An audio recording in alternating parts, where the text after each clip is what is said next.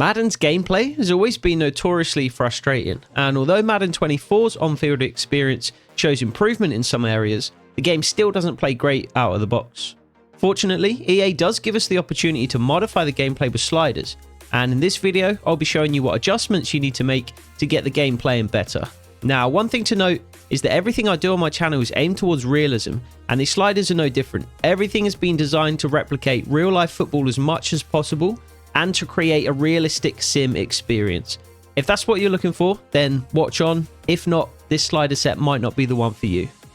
The second thing to note is that to create that realistic sim experience and to get the most out of these sliders, there are some settings that you need to adjust as well. So I do have a separate video on the channel breaking down all of those settings, and you can pair those with the slider set that we're going through today. Another thing to note is that these sliders are designed to be used on all Madden difficulty. If you're trying to use these on all pro, it's going to be far too easy and you're probably not going to like the results. The final thing to note is that it's important that you input these sliders in the main menu. So before you go into your franchise save, at the home screen, scroll across to the settings cog, and this is where you're going to want to input the sliders and the settings. It's important that you do it this way and then import them into your franchise mode, which I can show you how to do later in the video. Now, the first three sliders that you want to adjust are injuries, fatigue, and player speed parity. And these can all be found in the game options tab of the settings. And you want to scroll all the way down to the bottom, and you should see them right at the very bottom here. So injuries, fatigue, and player speed parity. Injuries, you want to drop 5 down to 20. Fatigue can remain at 50, and then player speed parity is the really important one here. This is going to be one of the sliders that makes the biggest difference between creating a realistic sim experience and having the kind of more arcade experience that you might be used to on Madden. This slider basically increases and decreases the disparity between the fastest and slowest players. Move it left to increase the disparity and move it right to decrease it. So if you set the slider to 100, the difference between a fast player like Tyreek Hill and a much slower player like Jordan Poyer won't be as obvious. Tyreek would still be able to run away from Poyer, but not as easily. Whereas if you set the slider to 0, the difference between those players will be maximized. So Tyreek Hill will be plainly and obviously faster than Jordan Poyer, and it'll really burn him in a foot race. Now, to clear up some confusion about this slider, it actually makes players slower rather than faster when it's set to 0.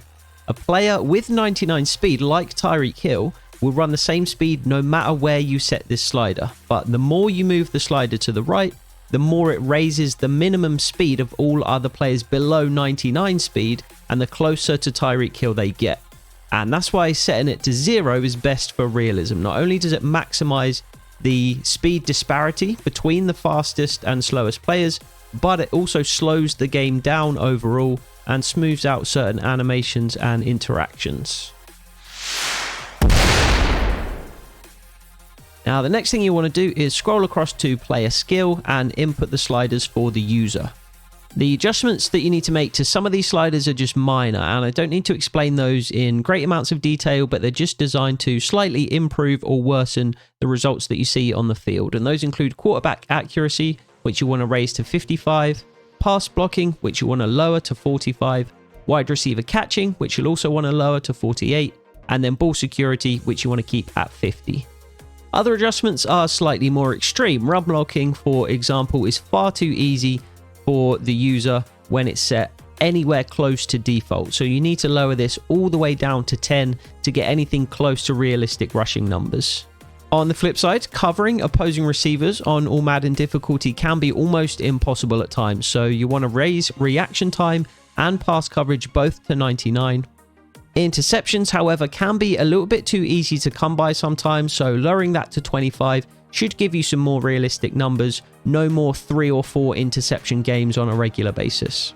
Another relatively extreme value here is tackling, which is set at 75. It's very, very easy for the CPU to run the ball on the user. They're so difficult to stop, and you will regularly see rushers with 100, 150 yard games and teams with 200, 250 yard games because they're just almost impossible to stop. So not only will we be lowering the CPU run block slider in just a moment, but we also want to raise the tackling slider for the user as well. Not only does this improve the actual tackling of the user team players, but it's also going to improve things like pursuit angles, play recognition, and other things like that that also contribute to successfully stopping the run.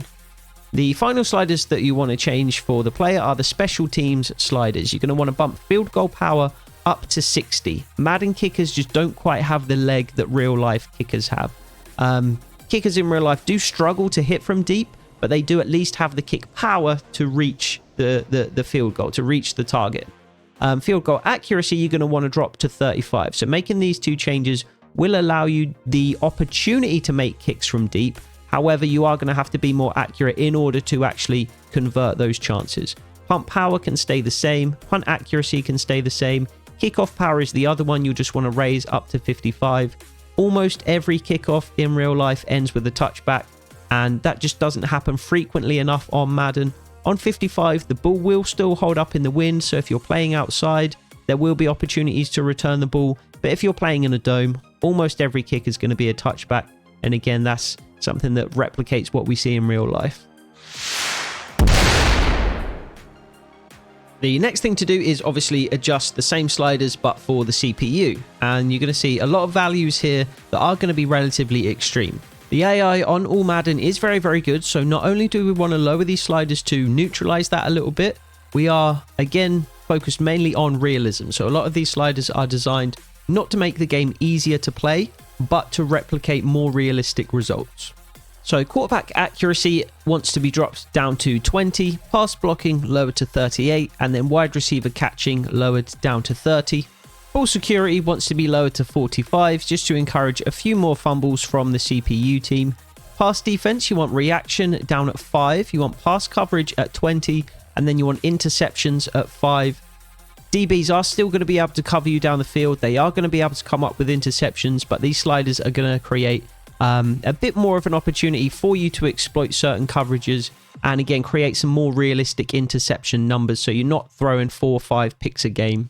Tackling should be set to 45, and then the run blocking should be all the way down at 1. So again, not only is this going to neuter the CPU's ability to run the ball, but it's also going to pair with that user tackle slider to give you a bit more of an ability to make some plays in the run game, get some tackles for loss, meet the ball carrier at the line of scrimmage, rather than just have the CPU open up these gaping wide holes and running for 10 yards without contact.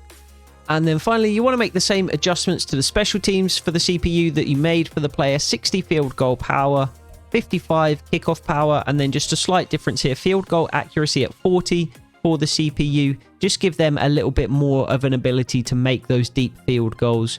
They can be a little bit hit and miss from range, so lowering this slightly but leaving it slightly higher than the user should give you the right kind of balance in terms of field goal conversion. The final thing that you want to change are the penalty sliders, and it's important that you get these right, because these, along with the injury and fatigue sliders that we set earlier, they also do impact the gameplay as well as the player and the CPU skill sliders. So unfortunately, while it's tempting, you can't just bump all of these up to 99. You really don't see many penalties called in Madden at all, so it is tempting to do that, but that will have a negative effect on the gameplay. So instead, you're going to want to have offside set at 99, false start you want at 75, offensive holding can be at 99, Facemask at 55, illegal block in the back at 55, roughing the passer can remain the same at 50, that is one you do see fairly frequently, DPI at 99, and then some of these penalties you're going to want to turn off. So you can leave on offensive pass interference, kick catch interference, roughing the kicker, and running into the kicker. However, there are some penalties that aren't called reliably, consistently, realistically enough to be able to leave on. So that's ineligible receiver downfield. Anytime you want to run an RPO, you're basically called for ineligible receiver downfield. RPO is obviously something you can run in real life. You pretty much just can't run it in Madden because of the way that the CPU calls this penalty. So although it's not ideal turning this penalty off, it does allow you to at least run those plays that might be in your playbook. Similar thing here for intentional grounding. The game just barely recognizes what intentional grounding is. There will be multiple calls a game of intentional grounding, where it's a perfectly legal play in real life. So again, it would be ideal to be able to have an intentional grounding penalty in the game, but it's just not called consistently, reliably, realistically enough to be able to have it in the game. So we just turn that one off.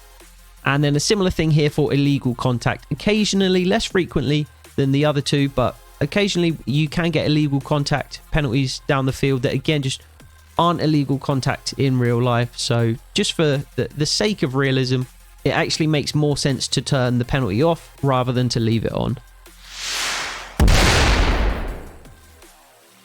So the very last thing that we need to do is import those sliders into our franchise mode. So we've set those in the game options in the settings in the main menu. So you want to scroll across to your franchise mode and load up that save. So in your franchise mode save, all you want to do is go to options, franchise settings, and then to gameplay sliders. And there you can press Y to import custom sliders. So the current league sliders will be replaced with custom sliders. Do you want to proceed? And that will load in the sliders that you just set in the main menu.